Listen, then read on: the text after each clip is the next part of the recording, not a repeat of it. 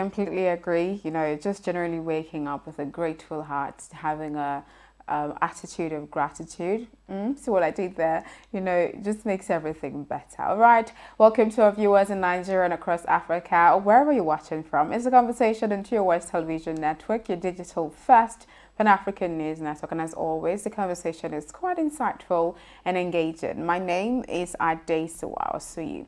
And I move straight into, development across Africa, bringing you stories and happenings from across the African continent, starting with Sudan.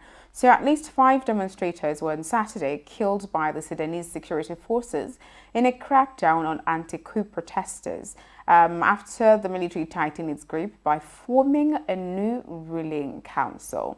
Moving away from that to South Africa, where Frederick Wilhelm de Klerk, that's South Africa's last white president, who died on Thursday at 85 after a battle with cancer, will be cremated on November 21st in a private ceremony. His foundation said in a statement on Sunday, that's yesterday. And then away from that to so the Saif al-Islam al-Gaddafi, son of Libya's late dictator Muammar Gaddafi, on Sunday registered as a presidential candidate for the December polls planned to help end the years of chaos since his father was toppled. So Gaddafi's son basically is running for Libya's presidential position. And that's it for development across Africa here on The Conversation. But before we go on with the show, I'll quickly bring you COVID-19 updates for across Africa. COVID is real, it's still ravaging, so you need to do your part to ensure that you and the next person is safe. So COVID-19 updates from across Africa. And after that, we'll be going straight into the big story.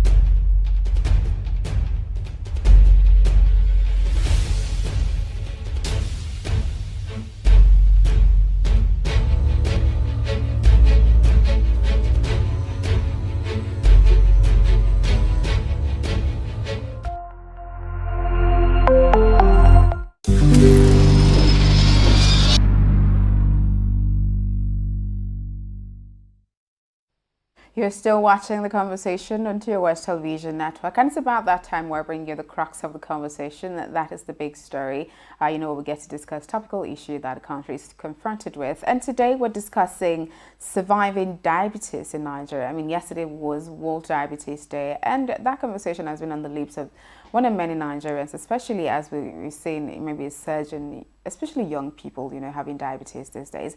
So I'm not going to be having that discussion by myself. I have with me a clinical pharmacist in the person of Dr. Sunday Olatunde here with me in the studio. Good morning and welcome to the show. Thank you very much for having me on the program today again. Yes, thank you. Thank you, and thanks to all the viewers all over the world. Okay, quickly, yesterday was World Diabetes Day, and according to experts, no fewer than 6 million Nigerians, that's 1 in every 10 adults, is living with diabetes, and the numbers are expected to double by 2030. That's in less than 9 years from now.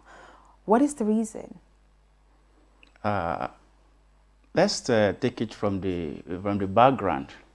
Yesterday, 14th of November, was the World Diabetes Day, and when you take a look at the theme of the entire, commemoration, it was, having access to diabetic care.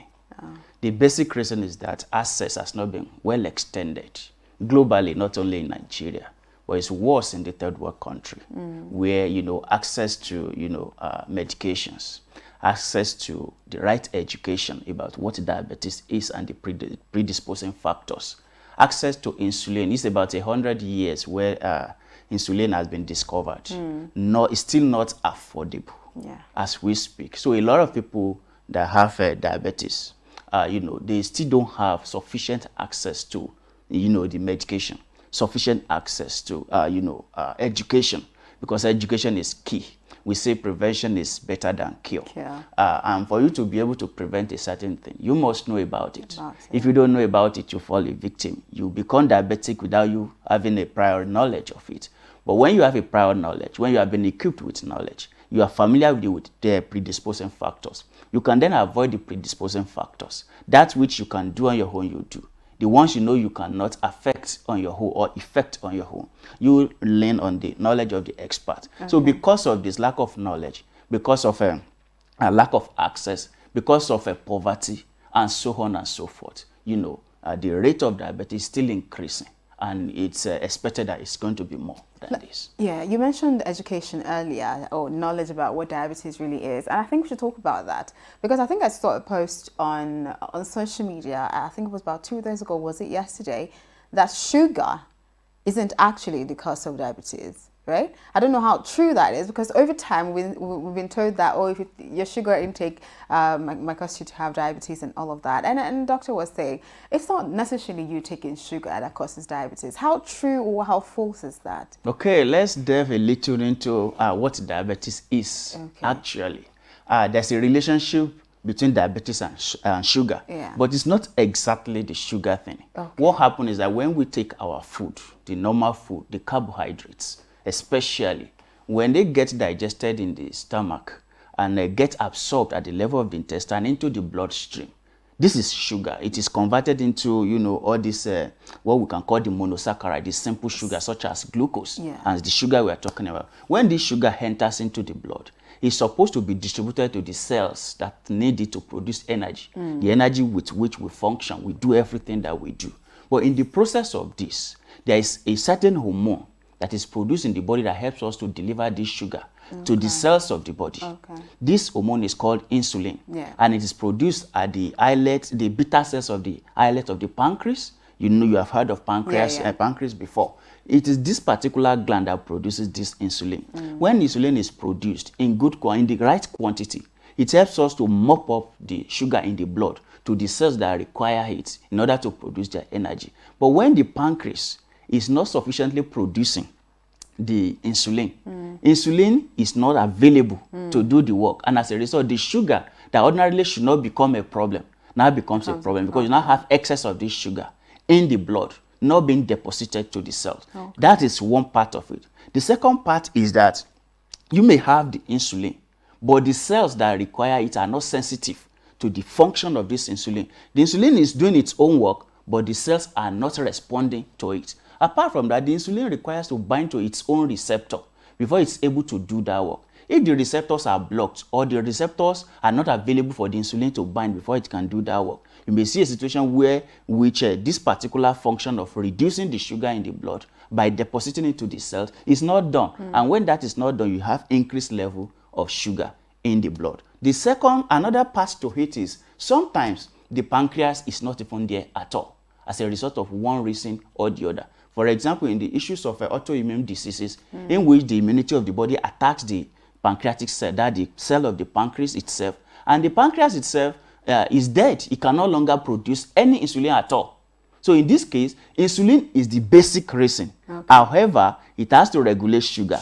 And when insulin is not there, sugar starts getting elevated in the blood. And that's the perspective of the doctor, that in the first place, the problem is not the sugar, but the production or the availability of insulin. Okay, so in layman terms, because we're always told, maybe reduce your sugar intake and all of that. Is that still valid? It's valid. Why it is valid is this. If, for example, you were to, get 100 milligram of insulin, for example, from your blood endogenously, that's the pancreas will produce 100 milligram before it's able to reduce your sugar and deposit this sugar to the cells that need it. Let's now say your pancreas is producing 50 milligram. If you give the same quantity of sugar for 50 milligram, you will expect that there's a deficiency of 50% because the insulin production has been reduced by 50% capacity. In this case, you will need to reduce the sugar to be equivalent to the extent of insulin that is made available to you. And that's why that particular advice is valid, that you reduce the quantity of insulin, because it's about, and you reduce the quantity of sugar that you consume in order to balance with the extent of insulin that is available to you. Okay. Lastly, before I let you go, because we're almost out of time. So how do one now cope with all of this? Because we're in Nigeria, and a lot of the food we consume are carbohydrates, and the end product, as you say, is sugar.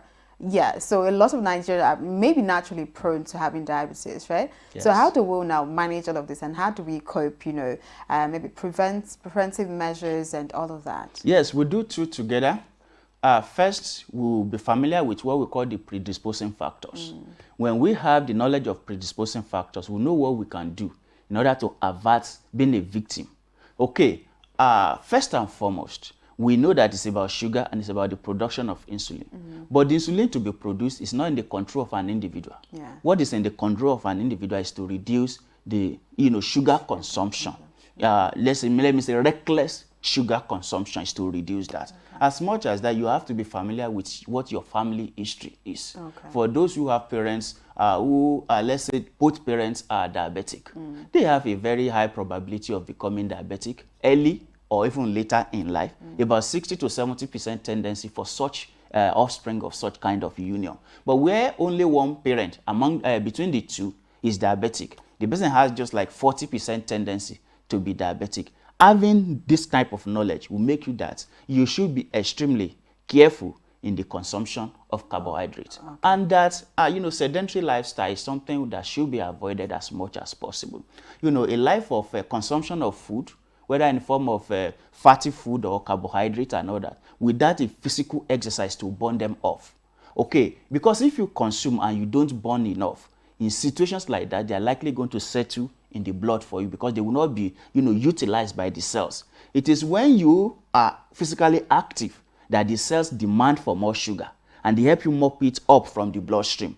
But when you are not physically active and you eat and eat, you are likely going to have a kind of accumulation of sugar in the blood. And with this now, for example, if you eat 3 times a day and you are not active, or someone eats even more than 3 times a day and they are not active, the cells will not demand for more, and that more sugar will not stay back in the blood. So when you know this, you know that sedentary lifestyle should be avoided. Take education, know your family history. If you have comorbidities, disease conditions such as high blood pressure, obesity, and the rest of all of that, you have to, as much as possible, manage them, bring them to the normal level as fast as possible, because they can make you to easily, tilt towards diabetes and many more other things that we need to know. Okay, we're actually out of time, but thank you so much for joining me on the conversation this morning. Thank you very much for having me. Thank you. And thank you for sticking with me up until this time on the conversation. Don't forget, the conversation comes to you every weekday. That's Monday to Friday. So you can be a part of the conversation across all social media platforms. Just follow TOS TV Network on Facebook, Twitter, Instagram. Subscribe to TOS TV Network on YouTube. And you can also watch the program and a recap on www.tostvnetwork.com. My name is Ade Sawasi. Thank you again, and I'll see you tomorrow.